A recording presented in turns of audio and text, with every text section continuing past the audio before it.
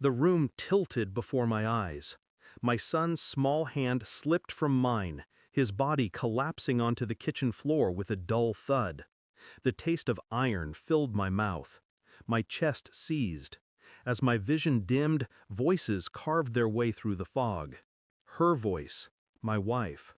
Low, calm, almost rehearsed. Everything will be fixed soon, once they're gone. Gone. The word clung to me like broken glass. Darkness swallowed me whole. When I opened my eyes again, it was to white light and the rhythmic beeping of machines. The sterile smell of disinfectant coated the air. My wrists bore faint bruises from the IV lines. The chair beside me was empty. My son was gone. She was gone. A lawyer sat at the foot of my bed, papers in hand, eyes darting anywhere but mine. His voice carried the weight of something already decided. Your wife and her mother, they've taken certain steps. Guardianship, finances, power of attorney. It's all complicated. His words bled together. I only caught fragments. Taken, signed, transferred. The faint echo of her sentence sharpened again in my skull. Once they're gone. I wasn't gone yet. At first, I told myself I had misheard, that the poison in my blood had warped her words, that no wife could calmly discuss the erasure of her husband and child as though it were household maintenance. But denial has edges, and they cut deeper the longer you cling to them. The lawyer's nervous avoidance, the absence of my wedding ring, the frozen accounts, the way my mother-in-law's signature appeared on the documents as though she had been preparing them long before my collapse. I asked where my wife was. No answer. Where my son was. Silence. Inside, panic screamed. But outside, I was still, detached. A man staring at the edges of a puzzle he already knew he would finish. Infidelity. Betrayal. The word replacement whispered through me like a blade. I had seen her phone turned over more often, the sudden late nights, the carefully rehearsed smiles. Not random, not impulsive. This was a plan. And plans leave trails. When they discharged me, I played the role of the broken man. Quiet, weak, accepting. Inside, I was gathering threads. Phone records first. Anonymous calls, always at night. Numbers traced to prepaid devices.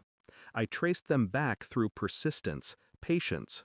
A man's name began surfacing. Not unfamiliar. A colleague of hers. One she had insisted was harmless. Financials next. Transfers buried under layers of false entries. My son's college fund drained. Redirected into an account under her mother's maiden name. And the final thread? Medical reports. A quiet meeting with the doctor confirmed what I suspected. The toxins in my blood weren't from food. They were administered. A slow build over time.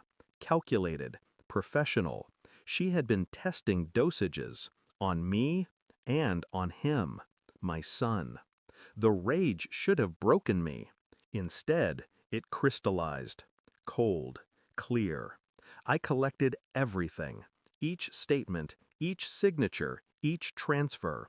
Proof not of an accident, but of intent. I found her eventually. Not hiding, not afraid. Sitting in a polished cafe with him, the colleague. Her hand draped casually over his wrist. As though years of marriage, of promises, had evaporated without consequence. She didn't see me at first. I watched her laugh. My son's absence didn't weigh on her smile. She looked free, unburdened. When our eyes met, hers froze. A flicker of shock, then calculation. Always calculation. I sat across from her, sliding the folder onto the table between us. Bank transfers, call logs, medical reports, photographs. Every thread stitched into a single, undeniable tapestry. Her lips parted. No sound. Her lover shifted, uneasy, eyes scanning the evidence he didn't yet understand. I didn't speak. I didn't need to. Silence is heavier than accusation. She reached for the folder. I held it still, just long enough for her to feel the power shift, then let go. Thanks for watching. Don't forget to like, share, and comment. Subscribe now to Cheating Stories Insight World for more amazing stories.